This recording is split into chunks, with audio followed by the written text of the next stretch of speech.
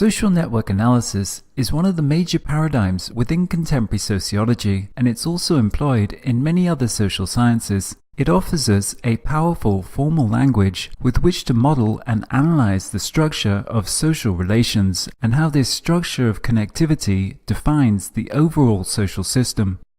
The big idea here is that of connectivity. A central axiom of the social network approach is that social phenomena should be primarily investigated through the properties of the relations between and within the units, instead of the properties of these units themselves. As such, social network analysis is an alternative way of investigating complex social systems, one that is not focused on the actors and their properties, but instead on how they are interconnected, and this is a paradigm shift, a very different way of seeing the world. In our traditional paradigm, we see things. We don't really see the connections, because connections are much more abstract. We can typically touch and hold things, but not connections. Connections are also typically much more complex. For every one thing, we can have possibly an infinite amount of connections. And thus, networks very quickly take us into the world of complexity. In order to understand this way of seeing the world, we need to first appreciate that connectivity creates a new kind of space. We are very much used to a linear conception of space, what is called Euclidean space. It is the space that we walk around in every day, and we see all these people and things that have certain properties to them. But now imagine you pull out your mobile phone, and it's almost as easy to call a person just next door as it is to call someone on the other side of the planet. This connectivity creates a new kind of space where our traditional linear conception of space is being stretched and distorted by this connectivity. Connectivity then creates a non-linear type of space, and that space is better called a topology. Topology is a branch of mathematics that can be used to abstract the inherent connectivity of objects while ignoring their detailed form. In its most general definition, topology means the way in which constituent parts are interrelated or arranged.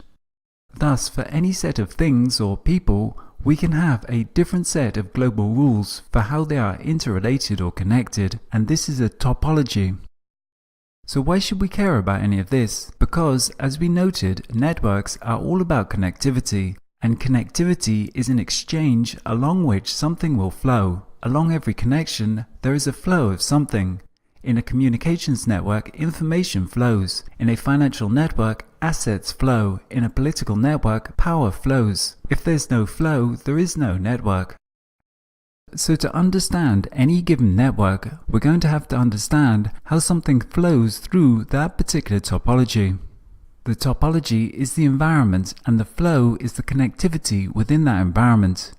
As we're analyzing social systems here, this environment may be a physical one where we're talking about basic demographics, the movement of people, migration, the spreading of viruses, urban transportation, etc. All of these are social connections that take place within a physical environment. But also we can have an economic environment, giving us networks of financial and economic connections. We can also have a political environment through which power flows, a cultural environment through which beliefs, values, and ideologies flow. All of these are very different topologies with different forces acting on them. In order to understand these networks, we need to understand these forces that are acting within that environment and shaping the formation of the network. There are really two different ways to start analyzing a network, by either taking a bottom-up perspective where we're talking about the agents, why and how they make connections, or a more global perspective where we're looking at the overall network and the environmental context to see how this shapes the system of connections.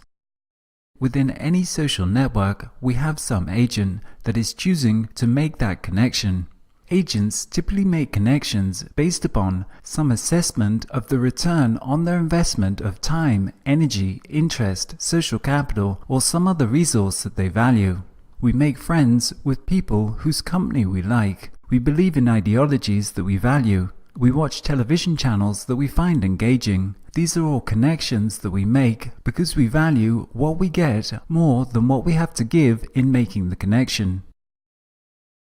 But there is also the context or environment within which an agent is acting, and that environment is exerting some force, resisting or enabling them to make that connection.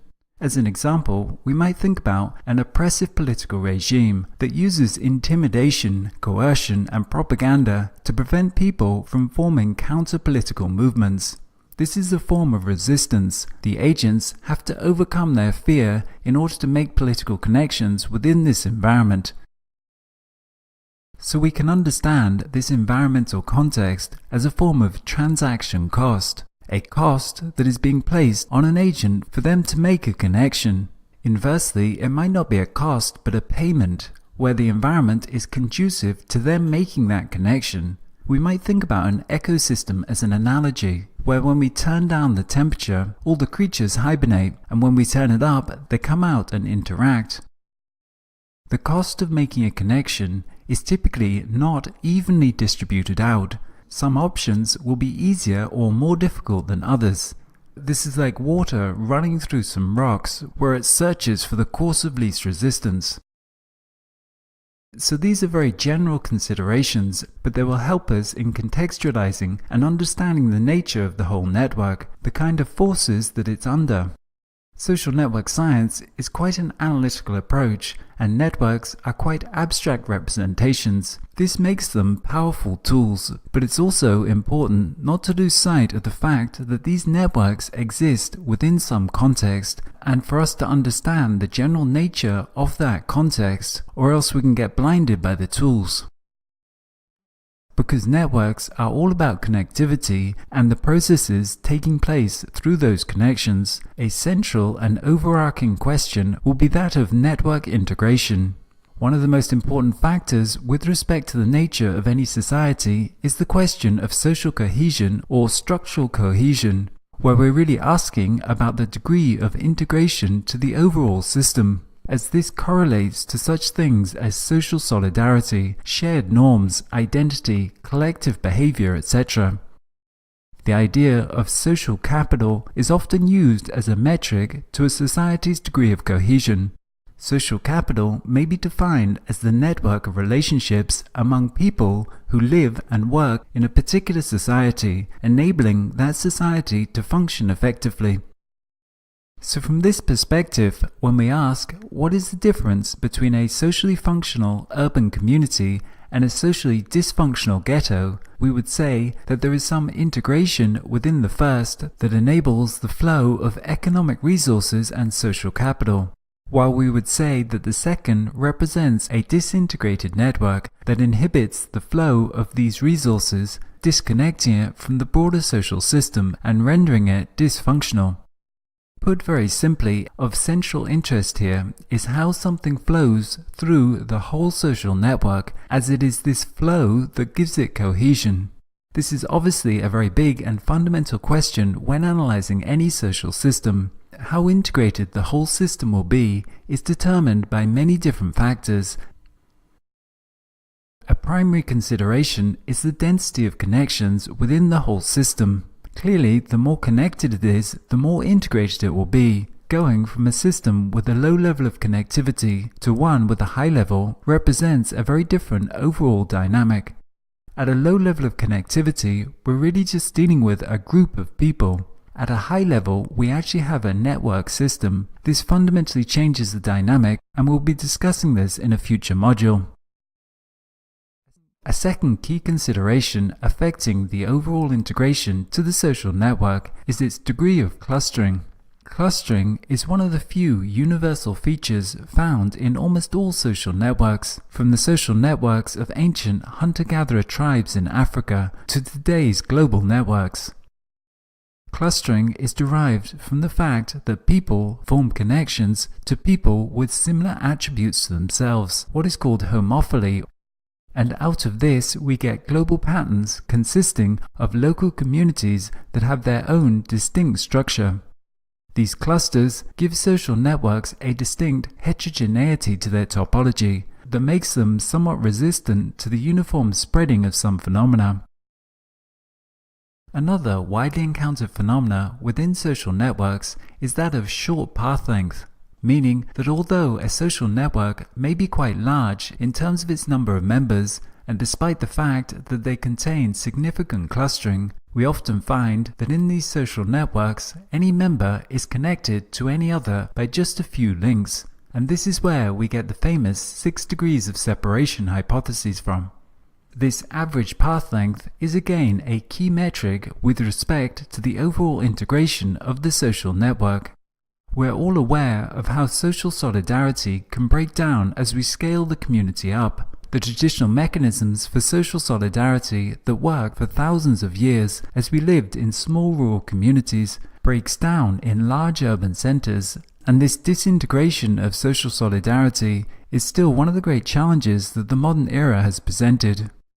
This metric of average path length is very important to social cohesion, as it is a primary factor in determining how close everyone will think they are to each other, and the overall degree of interdependence and cohesion to the whole system. Finally, the last, almost universal feature to social networks is a very high degree of inequality between how connected people are within the network. Here, we're talking about degree distribution. A high degree distribution means some people have lots of links while others have very few.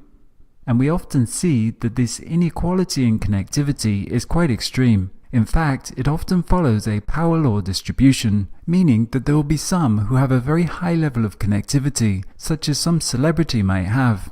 Again, there is a positive feedback loop driving this that we'll be discussing in a future module. But this degree distribution parameter is again another important determinant to the level of social integration. A low degree distribution gives us a somewhat egalitarian society, with the topology having a certain evenness to it, through which the same phenomena can flow to all members of the network. And this is in contrast to the many socio-cultural systems we see that are in fact highly centralized, with significant degrees of inequality in connectivity that creates some resistance to a uniform spreading. In this module, we've been taking a very high-level view to social network analysis. We've talked about how connectivity creates a certain kind of space, or what we call the topology, that stretches and distorts our traditional conception of linear space. We discussed how reasoning about the general forces that are acting on a network can help us in providing some overall context to our analysis, where we need to consider both the rules under which the agents are making the connections and the environmental context that affects those choices, either enabling them or constraining them. We then went on to talk about some of the primary considerations to a social network's overall makeup and social cohesion. We touched upon the topic of network density as a primary factor. We talked about clustering that creates local communities and a heterogeneous topology. We cited average path length as another key factor to the system's overall cohesion, and lastly mentioned degree distribution as a metric for the degree of equality within the system.